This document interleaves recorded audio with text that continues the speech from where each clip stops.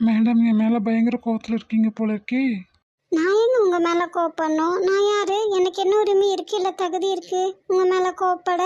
அப்போ காலையில் நடந்த விஷயத்துல எனக்கு நடக்கிற எல்லா விஷயங்களுக்கும் நான் தான் காரணம், வேற யாரும் காரணம் இல்ல. இதை யார் எதனால பண்ணாங்க அப்படிங்கிறது எனக்கு நல்லாவே தெரியும். என்ன சொல்ற? உனக்கு அப்போ தெரியுமா? அப்புறம் ஏன் அமைதியா இருந்த? என்ன பண்றது, மிடில் கிளாஸ் பொண்ணா யாரும் இல்லாம தனியா நின்னா அமைதியா இருந்துதானே ஆகணும். லூசு மாதிரி பேசாத. இருக்கிற கோவத்தில் என்ன பண்ணுவேனே தெரியாது. உங்களுக்கு கோவப்பட மட்டும்தானே சார் தெரியும், வேற என்ன தெரியும்? சோனி, என்னம்மா கண்ணு சௌக்கியமா? ஆமாம்மா கண்ணு சௌக்கியம்தான். என் பாட்டுக்கு எச பாட்டு பாடுற அளவுக்கு உனக்கெல்லாம் தைரியம் வந்துருச்சுல? பாடுறது ஏன் வாங்கி, இதுல உனக்கே வலிக்குது? ஏய் இங்க பாரு, நீயும் உங்க அக்காவும் ஒழுங்கா இந்த வீட்டை விட்டு வெளியே போற வேலையை பாருங்க. மிஸ்டர், அதை நீங்க சொல்லக்கூடாது, மாமா தான் சொல்லணும். அவர் தான் எங்களை இங்க கூட்டிட்டு வந்தாரு. விடு அண்ணன், இருக்கிற வரைக்கும் வேலைக்காரியா இருக்கட்டும், ஆனா வீட்டுக்காரியா மட்டும் ஆக விடவே கூடாது. மாமா வாயாலையும் உன்னை வீட்டை விட்டு வெளியே போ நான் சொல்ல வைக்கிறேனா இல்லையான்னு பாரு. அட பைத்தியமே, இதை அன்னைக்கே சொல்லாம இப்ப சொல்ற? என்ன சொன்னீங்க? தேவதைகள் எல்லாமே அழகா தான் இருக்கணும்னு அவசியம் இல்லை. உன்ன மாதிரி பைத்தியக்காரியா கூட இருக்கலாம். யோ பித்தா, என்னையா பதற்றீரு? பித்து எனக்கா உனக்கா? இதை அன்னைக்கே சொல்லியிருந்தா அவங்கள கூப்பிட்டு பேசி முடிச்சிருக்கலாம். அதை விட்டுட்டு இப்ப வந்து சொல்லு.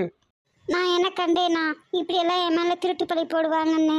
அது சரி, துரை என்ன பேசி கிளப்பிடு, அதை சொல்லுங்க முதல்ல. ஏன் நான் பேச மாட்டேனா? நீ பேசினா கேட்குறவன் ஒன்று அரை லூஸா இருக்கணும், இல்லை முழு லூஸா இருக்கணும். அப்போ நீ? முழு லூசு தான், ஒத்துக்கிறேன். ஐயோ ஈஸ்வரா. என்ன? ஒன்றும் இல்லை. நீங்க பேசுற லட்சணம் எனக்கு தெரியாதா? என்ன தெரியும் உனக்கு? அன்னைக்கு ஃபோன்ல என்ன சொன்னீங்க? ஏன் அப்பா பர்மிஷன் கொடுக்கணுமா? நான் எப்ப சொன்னேன்? டேய் முட்டை கண்ணா, ராகினி ஃபோன்ல பேசும்போது நீ சொல்லல? ராகினி கிட்ட நான் எதுக்கு உன் அப்பா பர்மிஷன் கொடுக்கணும்னு சொல்ல போறேன்? அண்ணன் லைன்ல இருக்கான். பாப்பா, நான் உன்னதான் கேட்டுட்டு இருக்கேன். அவ சாப்பிட்டாளா? காலையில கஞ்சி சாப்பிட்டாங்க, இப்ப மதியம் ரச சாப்பாடு கொடுத்துருக்கேன் அண்ணே. ஹாஸ்பிட்டல் கூட்டிட்டு போனியா? இல்ல அண்ணே. நான் கூட்டிட்டு போக சொன்னேன் இல்ல? ஆவி பிடிச்சிருக்காங்க, பாப்போம் நல்லா ஆயிரும்னு நினைக்கிறேன். ஆமா, நீ பெரிய எம்பிபிஎஸ். நீ படிக்க வைக்கிறேன்னு சொல்லு, நான் படிக்கிறேன். நீ தானே ஐடி போட்ட. இதே முதல்ல ஒழுங்கா படி. அவ்வளோ பாசம் தான், நீ வந்து பார்த்துக்க வேண்டியதானே. நீயும் அம்மாவும் இருக்கும்போது இதுல நான் வேற இருக்கணுமா? அம்மா வெளியே போயிருக்காங்க. ம். அண்ணே. அம்மா கால் பண்றாங்க, கான்ஃபரன்ஸ்ல போடுறேன், நீ பேசாத. தம்பி சொல்லுமா. சாப்பிட்டியா? என்ன விஷயம் அதை சொல்லுமா. இல்லை, சுபி பாட்டியை பார்க்க வந்திருந்தா ஒரு நாள் 2 நாள் தங்கிட்டு கிளம்பியிருப்பாள்ல, இன்னும் கிளம்பாமையே இருக்கா? அதுக்கு என்ன பண்ணுறது? ஒவ்வொரு தடவையும் நானும் அப்பாவும் திட்டியே வெளியே அனுப்ப முடியுமா? அதுக்கு தான் எவ்வளோ திட்டினாலும் சொன்னையும் வரமாட்டேங்குதே. அதான். சொல்லுமா. இல்லை, உனக்கும் சோனிக்கும் ஒரு ரிஜிஸ்டர் ஆஃபீஸ்லையாவது சிம்பிளாக மேரேஜ் பண்ணிடலாமா? என்னம்மா திடீர்னு? இல்லை, குட்டிமா சந்தியா நீ இவங்கள பற்றியும் யோசிக்கணும் இல்லைம்மா? அதுக்கு இல்லைடா. அம்மா, சுபி ஏதாவது பிரச்சனை பண்ணிகிட்டே இருப்பா, அதை பற்றி மட்டுமே யோசிக்காதம்மா. அதுக்குன்னு இல்லை. சந்தியா நீ பிரச்சனை சால்வ் ஆனாதான் சோனியா அப்பா கிட்ட நேரில் பார்த்து பேசணுமா. நான் இன்னும் அவரை பார்த்தது கூட இல்லை. நீ சொல்கிறது நியாயம்தான், ஆனால் அப்பா ஏதாவது சொன்னாங்களா? இல்லைப்பா. அப்புறம் என்னம்மா? சரிப்பா, உன் இஷ்டம். தேங்க்யூம்மா. நான் வைக்கவா? சரிம்மா. ஆமாம், அன்னைக்கு நான் சொன்னேன், இன்னைக்கும் நான் சொல்கிறேன், உங்கள் அப்பாவை பார்த்து பேசணும் தானே? எதுக்கு? லூசா சோனி, நீ எதுக்குன்னு கேட்குற? இங்க லூசு நானா நீயா? கடுப்பேத்தாத. முதல்ல நீ சொல்லு, ஏன் உங்கள் அப்பாவை பார்த்து பேச வேண்டாம்னு சொல்கிற? அவங்க தான் நான் பெத்த பொண்ணு, நீ கிடையாது. நான் உன்னை தலைமுகிட்டே வாசப்படி ஏறி வந்துடாத, என் மூச்சிலே முடிச்சிடாதேன்னு சொல்லிட்டு போனாங்களா, அவங்களே என்ன வேண்டான்னு ஒதுக்கும்போது நான் ஏன் வழியே போய் நிற்கணும் அங்கே? அவங்க பெரியவங்க ஏதோ கோவத்தில் வார்த்தைகளை விட்டுட்டாங்க தான், அதுக்கு நான் அதை பிடிச்சிட்டே தொங்குவியா நீ? அப்போ தன் மனசு மரியாதை எல்லாத்தையும் மறந்துட்டு நான் போய் அவங்க கிட்ட நிற்கணும்னு நீ சொல்ற இல்ல? தங்கமே, நீ நிற்கணும்னு நான் சொல்லலாமா? நான் நிற்கிறேன் தான் சொன்னேன். லூசாடா நீ?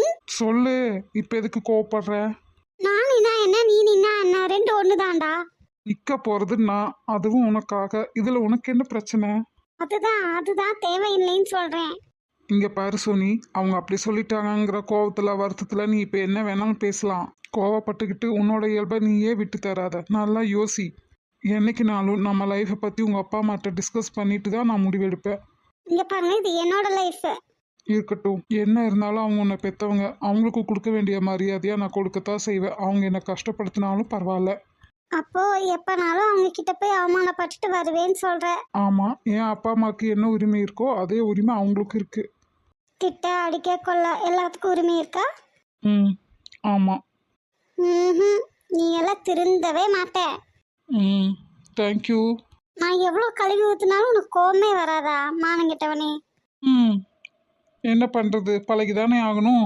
இனிமே சமைக்கும்போது ஒரு ஸ்பூன் உப்புக்கு பதிலாக ஒரு டப்பா உப்பை போட்டு உனக்கு சமைச்சு தரேன் இரு. ஏமா பொண்ணே, எனக்கு ப்ரெஷர் ஏதாவது வர வைக்கணும்னு முடிவு பண்ணிருக்கியா? அப்படியாவது உனக்கெல்லாம் மான ரோசம் வருதான்னு டெஸ்ட் பண்ணத்தான். லைஃப் விஷயத்தில் மான ரோசம் பார்த்தா வாழ முடியாதுமா. இவனையெல்லாம் லவ் பண்ணி வாழ்ந்து நடக்கிற காரியமா? ம், இப்போவே மொத்தமாக புலம்பி தள்ளாத. கொஞ்சம் பேலன்ஸ் வை, தேவைப்படும் எப்போவாவது. உன்ன சரி மேடம், ஏன் காய்ச்சல் வந்ததுலேருந்து என்கிட்ட பேசாமல் இருந்தீங்க? நீ ஏன் பேசாம இருந்த? நீ தான். நான் உன்கிட்ட ஒன்று கேட்கவா? நீ தப்பாக நினச்சிக்க மாட்டியே? அப்போ நீ தப்பாக புரிஞ்சுக்கிட்டே ஏதோ ஒன்று பற்றி தான் என்கிட்ட கேட்க போகிறேன்னு அர்த்தம், சரியா? இப்போ கேட்கவா வேண்டாமா? என்கிட்ட தான் என்ன கேட்க போகிறேன், கேளு. இல்லை, நீ என்கிட்ட கம்ஃபர்டபுளாக ஃபீல் பண்ணுறியா? ஏன் விக்கி கேட்குற? இல்லை, ரமேஷ் சோனிக்கிட்ட பேச யோசிச்சு பயந்து பயந்து பேசுகிறானா? அவளும் அப்படித்தான் நினைக்கிறேன். அதனால தான் நீயும் என்கிட்ட ரொம்ப யோசிச்சு பயந்து பயந்து தான் பேசுறியோன்னு நினச்சி கேட்டேன். முதல்ல எனக்கு இந்த மாதிரி பயம் இல்லை, வேறு மாதிரி பயம் இருந்துச்சு. அதுக்கப்புறம் இல்லை. வேற மாதிரி பயம்னா என்னது அது? இப்போ சோனிக்கும் ரமேஷ்க்கும் நம்ம எக்கு தப்பாக ஏதாவது வாய்விட போய் நம்மளுக்குள்ளே பிரேக்கப் ஆயிருமோ, இல்லை அவங்க தப்பாக புரிஞ்சுப்பாங்களோ அப்படிங்கிற ஒரு பயம் இருக்கும். எனக்கு அந்த பயம்லாம் இல்லை. நான் யதார்த்தமாக ஃப்ரீயாக தான் ஃபீல் பண்ணுறேன். அதை நான் அவன்கிட்ட பண்ணுற சேட்டைகளே உனக்கு தெரியும்.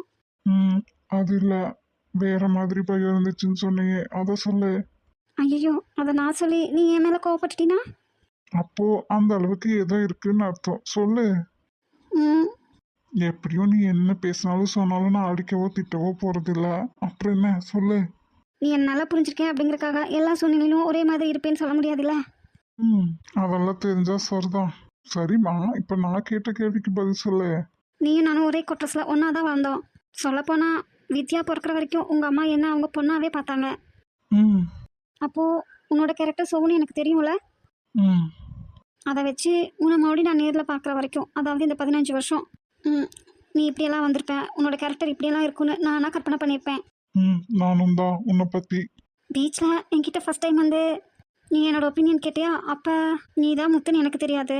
கோயிலில் முத்து விக்கி 2 பேரும் ஒன்றே தான் அப்படின்னு தெரிஞ்சதுக்கப்புறம் கொஞ்சம் பயமாக இருந்துச்சு. நான் கற்பனை பண்ணி வச்சிருந்த கேரக்டர்ஸ்க்கும் நிஜத்தில் பார்க்குறதுக்கும் நிறைய டிஃப்ரென்ஸ் இருக்குமோன்னு.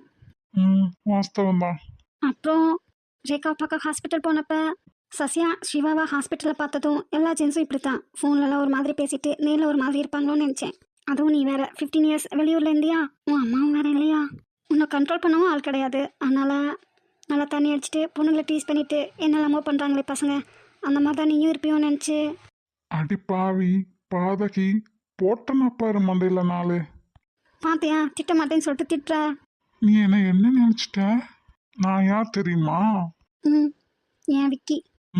ஆனா அதுக்கு முன்னாடி எஸ்ஐ சங்கர், டீச்சர் அனிதாவோட பையன். நான் எப்படி அப்படி தடமாறி போவேன்னு நீ நினைச்ச? எங்க அம்மா எங்க கூட இருந்தாலும் இல்லைனாலும் எங்களை நல்லா தான் வழி நடத்துறாங்க. அவங்களோட வளர்ப்ப இல்லை என்னோட நடத்திய தப்பு சொல்ற மாதிரி ஒரு நாளும் நான் நடந்துக்க மாட்டேன். நான் பயந்ததுலேயே ஒரு அர்த்தம் இருக்குல்ல விக்கி. எனக்கு ரமேஷை நல்லாவே தெரியும். ஏன்னா அவன் என் கூட ஒன்றாவே படித்து ஒன்றாவே வரான். ஆனால் நீ அப்படி இல்லை. இடையில 15 இயர்ஸ் வெளியூரில் போயிருந்தேன். என் அப்பா அவரை பற்றி உனக்கே நல்லா தெரியும். இப்போ ஒரு 2-3 நாளாக தான் என் கூட இருக்காரு. ரேகாப்பா அவரை பற்றி சொல்லணும்னு அவசியமே இல்லை, எல்லாருக்கும் நல்லா தெரியும். எனக்கு தெரிஞ்ச ஜென்ஸ்ன்னு பார்த்தா இவங்க எல்லாரும் தானே, வேற யாரையும் எனக்கு பெருசாக தெரியாது. ரேகா, பூமாரி, சோனி இவங்களுக்கும் பிரதர்ஸ்னு யாரும் கிடையாது. இல்லைனா கூட ஜென்ஸ்னா இப்படியெல்லாம் கூட இருப்பாங்கன்னு நான் தெரிஞ்சுட்டேன். இப்போ இதையெல்லாம் எதுக்கு சொல்கிறேன்? ரேகாவுக்கு தான் கசின் பிரதர்ஸ் இருக்காங்களே. ரேகாவோட பிரதர்ஸ் அவங்களும் இப்போ தான் சென்னைக்கு வந்திருக்காங்க. இது நாள் வரைக்கும் அவங்க சொந்த ஊரில் தான் இருந்தாங்க. ஓ, அப்போ சசி மாதிரி ஒரு கேரக்டர் நாங்கள் யாருமே பார்த்ததே இல்லை, கேள்விப்பட்டது கூட இல்லை. சசி மாதிரி என்ன வேற யாரையுமே நாங்கள் அவ்வளோவா பார்த்ததே இல்லை. ஸ்கூல் காலேஜ் எல்லாமே ஒன்று ஓன் வெஹிக்கிளாக இருக்கும், இல்லை காலேஜ் ஸ்கூல் பஸ்லேயே போயிட்டு வந்துடுவோம். இப்போ ஜாப்புக்கும் ஒன்று சோனியோட கார் இல்லை ரேகா கார், எப்போவாது என்னோட கார் எடுப்பேன், அவ்வளவே தான். இப்போ புரியுதா? எங்களோட உலகம் ரொம்ப சிறுசு. அதில் நெகட்டிவ் ரோல்ஸோ இல்லை சசி மாதிரி கேரக்டர்ஸோ நாங்கள் ஒரு நாளும் பார்த்ததில்ல, கேள்விப்பட்டதும் இல்லை. இப்போ இதெல்லாம் எங்களுக்கு புதுசாக தானே இருக்கும். ம் வாழ்க்கை துணை அப்படிங்கிறவங்க என்னோட நிக்கிறவங்க இல்ல, எனக்காக வாழ்க்கை முழுசும் நிக்கிறவங்க. என் மேல தப்பே இருந்தாலும் என்னை மத்தவங்க கிட்ட விட்டு கொடுக்காம எனக்காக நிக்கிறவங்க. ம் என்னடா ஏர்ம உண்மைதான். அப்புறம் என்னடா என்னை விட்டுட்டு ஏன் அப்பா அம்மாக்கு சப்போர்ட் பண்ற? ஓ மேடம், அதனால தான் கொதிச்சுக்கிட்டு இருக்காங்க. எனக்கு நீ எவ்வளோ முக்கியமோ அதே மாதிரி அவங்களும் எனக்கு முக்கியம்தான். எவ்வளோ பிஸியாக இருந்தாலும் எனக்காக ஒரு 2 மினிட்ஸ் ஆன்லைன் வந்து ஒரு மெசேஜ் பண்ணுறது இல்லை, ஒரு 5 மினிட்ஸ் கால் பண்ணி பேசுறது இல்லை, எனக்கு இம்பார்ட்டன்ஸ் கொடுக்கறது இல்லை அப்படின்னு மற்றவங்க கிட்ட கம்ப்ளைண்ட் பண்ணால் மட்டும் போதாது. பேசலான்னு வந்து நிற்கிறப்போ மூட் ஆஃப் ஆகாமல் பேச விடணும். எப்போ பார்த்தாலும் சண்டை போட்டுக்கிட்டே இருக்கிறது. ஓ அப்ப நான் சண்டைக்காரியா? எப்ப யார் கிடைப்பாங்க சண்டை போலாம் அலைஞ்சிட்டு இருக்கேனா? என்னடா ரமேஷ் உனக்கு வந்த சோதனை? எதுக்கு எடுத்தாலும் ஆமான்னு சொன்னாலும் சரி இல்லைன்னு சொன்னாலும் சரி நான் நேரம் கிழிச்சு தொங்க விட்டாரா? இவகிட்ட எப்படி தான் பேசுறது? இல்லைம்மா தாயே, நான் இத்தனை வருஷமும் உன்னை பார்க்காம எல்லாம் இல்லை ரேவதி. அப்படின்னா அப்போ நீங்கள் இந்த ஊரில் தான் இருந்தீங்களா? ம் எப்பெல்லாம் எனக்கு லீவ் கிடைக்குதோ அப்பெல்லாம் நான் இந்த ஊருக்கு வந்துடுவேன். அப்படியே என்கிட்ட உங்கள் அம்மா கொடுத்த டார்கெட்டை நான் முடிக்கணும் இல்லைம்மா, அதனால தான் வெயிட் பண்ணேன். உன்னோட பாசம், சிரிப்பு, அழகு, கோபம், பேச்சு, மொத்த காதல் இது எல்லாத்தையும் நான் மட்டும்தான் ரசிக்கணும். அதுக்காகவே வருவேன். தேங்க்யூ விக்கி. அப்போல்லாம் என்னை எவ்வளோ தடவை பார்த்துருப்பீங்க. அப்போ என்ன தோணும்? சி இதெல்லாம் ஒரு ஜென்மோன்னு, இதை போய் நம்ம லவ் பண்ணுமே அப்படின்னு ஒரு நாள் கூட தோணுதே இல்லையா? ம் சொல்லு விக்கி, உனக்கு என்ன தோணுச்சு சொல்லு. முத்தம் வேண்டாம், காதல் வேண்டாம், ஏன் காமமும் வேண்டாம். உன் இமையோர பார்வையை மட்டும் காற்றில் தூதுவிடு. இந்த பாவப்பட்ட காதலனுக்கு அது போதும். ஓய், ம் என்ன யோசிக்கிற? இல்லை எவ்வளோ தடவை நீங்கள் என்ன பார்த்ததா சொல்கிறீங்க, நான் எப்படி உங்களை பார்க்காம விட்டேனே? நாங்கள் மறைஞ்சிருந்து தானே பார்ப்போம், நேரில் வந்தால் தானே நீ என்ன பார்ப்ப? ஃப்ராடு நீ எனக்காக என்ன வேணால் பண்ணுவீங்களா? அப்போ நான் கேட்டதை மட்டும். நீ வட்டிக்கு முத்தம் கொடு, வாழும் வரை கடன்காரனாகவே வாழ்ந்து விடுகிறேன். அசலை மட்டும் திருப்பி கேட்காதே, வட்டியை எவ்வளவு வேண்டுமானாலும் திருப்பித் தருகிறேன். விரைந்து கொள் முத்தக்காரியே. என்னை நிராகரித்தால் இழப்பு எனக்கல்ல உனக்குத்தான். ஓய். தம்பி குளிச்சுட்டு வந்துட்டியா? சொல்லுமா. ராகினி தைக்க கொடுத்து ட்ரெஸ் எல்லாம் வாங்கிட்டு வர சொன்னா சோனியா, அவளையும் காணோம். உங்கள் அப்பா கூட்டிகிட்டு போன சுபியையும் காணோமே. கொஞ்ச நேரத்தில் வந்துடுவாங்கம்மா. அவங்க என்ன குழந்தைகளா? இல்லடா தம்பி, ஏதோ தப்பாக தோணுது. அங்கே ஏதாவது வேலை இருக்கும், அதனால் வெயிட் பண்ணி வாங்கிட்டு வரலான்ட்டு இருப்பாங்களா இருக்கும். நீ ஃபோன் அடிச்சு பாருமா. ஃபோனெல்லாம் அடித்து பார்த்துட்டேன், எடுக்கலை. வந்துட்டு இருக்கிறக்கும் சான்சஸ் இருக்குல்ல, பார்க்கலாமா? ஹலோ விக்கி. சொல்லுங்க அத்தம்மா. ரேவதி அங்கேயா இருக்கா? இல்லைங்க அத்தம்மா, ஏதோ டெய்லர் ஷாப்பில் துணி கொடுத்துருக்கேன், வாங்கிட்டு வீட்டுக்கு போகிறேன்னு சொன்னாலே. ஆமாப்பா, என்கிட்டயும் அப்படிதான் சொன்னா. ஆனா இன்னும் வீட்டுக்கு வரல. ரேகா அப்பா பார்க்க போயிருக்காரு. ரேகா? அவளும் தப்ப இன்னும் வரல. நான் ரமேஷ்க்கு ஃபோன் அடிச்சு சோனி கிட்ட கேட்டு சொல்றேங்க அத்தம்மா. லைன்ல இருக்கேன், கூப்பிட்டு. என்ன விக்கி, காலும் பண்ணுறான் மெசேஜும் போட்டிருக்கான். அத்தம்மா லைனில் இருக்காங்க, ஒழுங்கா பேசுதா? சொல்லு விக்கி. சிஸ்டர் வந்துட்டாங்களா? ராகினி வந்துட்டாளே. உன்னோட சண்டைக்கோழி சிஸ்டர் வந்துட்டாங்களா? தெரியலையே, நான் மேலே இருக்கேன், ஒரு நிமிஷம் இரு, ராகினி கனெக்ட் பண்ணுறேன். மேலேருந்து கீழே லைனா? சரி சீக்கிரம். பாப்பா, அண்ணி வந்துட்டாளா? இல்ல அண்ணே, அப்பா கூட கூப்பிட்டு கேட்டாரு இன்னும் வரலன்னு. ஃபோன் போட்டு பார்த்தியா? எடுக்கல. ரேவதி இன்னும் வரலையா? அவங்களுக்கு ஃபோன் பண்ணி பார்த்தியா? விக்கி அண்ணா ரேவதி அக்காவுக்கு கூப்பிட்டு பார்த்துட்டேன், அவங்களும் எடுக்கல. ரமேஷ் கிளம்பி வரையா? வரேன்டா. அம்மாடி ரேகா, எங்கே என்ன கஷ்டப்படுறியோ? என்னாச்சுடா உனக்கு? ஏன்டா நீ இன்னும் வீட்டுக்கு வரல? அப்பா உன்னை தேடிட்டு தாண்டா இருக்கேன். அப்பா இன்னும் கொஞ்ச நேரத்தில் உன்னை கண்டுபிடிச்சி வீட்டுக்கு கூட்டிகிட்டு போயிடுறேன்டா. பிள்ளைக்கு ஏதாவது ஃபோன் பண்ணிச்சா சிவா? இல்லையே சத்யா, எந்த தகவலும் இல்லை. உன் மாப்பிள்ளை கிட்ட விசாரிச்சிட்டியா? ஏதோ டெய்லர் கடைக்கு போகணுன்னு சொன்னாங்களாம். ரேகா அதையும் தான் என்கிட்டையும் தான் சொல்லிட்டு போனான். அதுக்கப்புறம் வந்து தான் எந்த அப்டேட்டும் இல்லை. நம்ம பிள்ளைங்களுக்கு ஒன்றும் ஆகாது, நான் ட்ராக் பண்ண சொல்லியிருக்கேன். நம்ம ஆளுக்கு ஒரு பக்கம் போய் தேடுவோம். ம் லைன்லேயே இரு. ஆ சரி. ఈ దిశ్యంతా ఈ దిశ్యంతా உன் சகுந்தலா தேடி வந்தா. ஜெசியா, ஐயோ இவ எப்படி இங்க? இது நிஜமா கனவா? ఈ దిశ్యంతా ఈ దిశ్యంతా உன் சகுந்தலா தேடி வந்தா. ఈ దిశ్యంతా நீ மறந்ததை உன் சகுந்தலா மீண்டும் தந்தா. ஷா, என் வாழ்க்கையில எல்லாமே குழப்பமாவே இருக்கு. அந்த பொண்ணு தான் என் ரேகாவான்னு குழப்பம். இந்த சசி இந்த ஜெசிகாவை வெளியெடுத்ததுக்கு அப்புறம் எங்க போய் தொலைஞ்சானே தெரியல. எவ்வளவு தடவை ஃபோன் அடிச்சாலும் எடுக்கவே மாட்டேங்கிறான். இப்ப இந்த ஜெசிகா இறந்துட்டான். அப்படி இப்படி இப்ப வந்தா இது நிஜமா கனவா? ஐயோ. ఈ దిశ్యంతా உன் சகுந்தலா தேடி வந்தா. கள்ளப்பெண்ணே என் கண்ணை கேட்கும் கண்ணே என் கற்பை திருடும் முன்னே நான் தப்பை விட்டு தப்பி வந்தேன். மீண்டும் நீ நேரில் வந்து நின்றாய், என் நெஞ்சை கொத்தி தின்றாய், எனக்கு உன்னை நினைவில்லையே. ஃபீல் பண்ணாதடா விக்கி, கண்டிப்பாக அவங்கள கண்டுபிடிச்சிடலாம். லேட் நைட்டே ஆயிடுச்சுடா. எங்கே போனா என்னன்னா எதுவுமே தெரியல. இதெல்லாம் இந்த சசியோட வேலையாக இருக்குமோ? கண்டிப்பாக. ரேகா, ரேவதி, சோனி 3 பேத்தையுமே தூக்கியிருக்கான். பூ மாதிரி என்னன்னா தெரியலையே. அந்த பொண்ணு ஹாஸ்டல் தானே? ஆனால் இவங்க கூட தானே ஒன்றா சுற்றுறா. ஃபோன் ட்ராக் பண்ணிட்டு தானே இருக்கிறதா அப்பா சொன்னார். அப்புறம் ஏன்டா ஃபீல் பண்ணுற? அம்மா, வித்யா, அடுத்த ரேவதியும். கண்டிப்பாக அப்படியெல்லாம் எதுவும் நடக்காதுடா. நான் ஒரு அதிர்ஷ்டம் கிட்ட வேண்டாம். என்னால் அவ வாயை கழுவு. அப்படியெல்லாம் எதுவும் நடக்காது. சத்யன் அதுக்கெல்லாம் விடுற ஆளும் கிடையாது. அவருக்கு வேற மொத்த கோபமும் என் மேலே தான் இருக்கும். இதுக்கு நம்ம என்னடா பண்ண முடியும்? அப்பாவே சொன்னேன் ஸ்ட்ரெயிட்டாக வீட்டுக்கு கொண்டு போய் விடுறேன்னு. கேட்டாலும் அவ அடங்க மாதிரி. இவ்வளோ தான் தலை போகிற காரியம் மாதிரி அப்படி ஓடுறாங்க. சாப்பிட்டாலும் இல்லையோ, எங்க எப்படி இருக்காளோ? நிரம்பி வழியும் உன் நினைவுகள், நிசப்தமாய் இரவு, தனிமையாய் மனம், பேசப்படாத வார்த்தைகள், கேட்கப்படாத நியாயங்கள், ஏக்கங்களோடு எதிர்பார்ப்புகள், எதையோ தேடும் ஞாபகங்கள். என் தேடல் எதுவென ஏதும் புரியவில்லை. தொலைத்த என்னை மட்டும் தேடாதிருக்கும் நீயும், உன்னை தேடியே தொலைந்து போகும் நானும். நினைவுகளை சுமந்து நம்மை பரிகசிக்கும் காலமும் இனி முடிவெளியாய் இங்கே.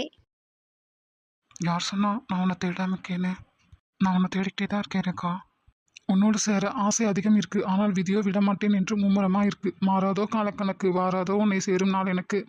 இரவு முழுவதும் உன் கனவுகளோடு, பகல் முழுவதும் உன் நினைவோடு வாழ்ந்து வருகிறேன். என் கனவில் மட்டுமல்ல, என் தனிமையிலும் நீதான் இருக்கிறாய், என்றும் என் உயிராக. நான் தேடாமல் கிடைத்த வரமும் நீயே, இனி தேடினாலும் கிடைக்காத பொக்கிஷமும் நீயே. உன்னை ஒவ்வொரு நொடியும் தேடுகிறேன் என்பதை சொல்ல உன்னிடம் ஒரு நொடி கிடைக்குமா? விரும்பியவரோடு விரும்பும் பொழுதெல்லாம் நேரிலோ தொலைபேசியிலோ தடையில்லாமல் பேச நேர்ந்தாலே போதும். பாதி வழிகள் மனசுல இருக்காது. சொல்லுத்தாய் கிழவி, இப்பதான் எங்களெல்லாம் கண்டு தெரிஞ்சுதோ உனக்கு? நான் ஃபோன் பண்ணாலும் தப்பு, நீ யாவும் பண்ண மாட்டேன். சரி, இன்னாத்தி கூப்பிட்டுருக்கிய, என்ன விஷயம் சொல்லு. பரமா, பாப்பா இன்னும் வீட்டுக்கு வரல, மாமா தேடிட்டு போயிருக்கிறான். ஏன் அது இன்னும் 10 மணி நேரம் கழிச்சு கூப்பிட்டு சொல்ல வேண்டியது தானே? அறிவில்லையா கிழவி உனக்கு? நான் அவள் ஃப்ரெண்டு வீட்டுக்கு இது போயிருப்பாளே, என்னவோ வந்துருவான்னு நினச்சிட்டேன்டா. பாப்பா அப்படியெல்லாம் ஒன்றும் மாமாட்ட சொல்லாமல் எங்கேயும் போக மாட்டா. ம். சரி வெயி, நானும் போய் பார்க்குறேன் என்னன்னு. பார்த்தா என்னண்ணே? வண்டி எடு, வெளியே போகணும். அண்ணே, இன்னத்துக்கு ரேகா பாப்பா இன்னும் வீடு வந்து சேரலையா? கிளவி இப்போதான் கூப்பிட்டு சொல்கிறா. ஏன் இப்போ சொல்லிட்டு இனி 4 நாள் கழிச்சு கூப்பிட்டு சொல்லுங்க. பேசிகிட்டு இருக்க நேரம் இல்லை, சீக்கிரம். ஹலோ, சிவா சாருங்களா? ஆமாங்க. நீங்கள்? சார், இங்கே பெங்களூரில் சீனிவாசன் சார் வீட்டிலேருந்து மேனேஜர் பேசுகிறேங்க சார். சொல்லுங்கள். சீனிவாசன் சார் ரொம்ப சீரியஸாக இருக்கார். ஹாஸ்பிட்டலில் அட்மிட் பண்ணியிருக்கோம். நீங்கள் கொஞ்சம் வர முடியுங்களா? சார், பெரியவருக்கு இன்ஃபார்ம் பண்ணிட்டீங்களா? இல்லை சார், அவருக்கு எவ்வளவோ தடவை ட்ரை பண்ணி பார்த்தோம், கால் ரீச் ஆகவே இல்லை. சீனிவாசன் சார் ஒரு தடவை சொல்லியிருந்தாரு, பெரியவர்கிட்ட பேச முடியலைன்னா சின்னவருக்கு கூப்பிடுன்னு. அதனால தான். பரவாயில்லைங்க சார், நான் இப்போவே கிளம்பி வரேன். Thank you sir.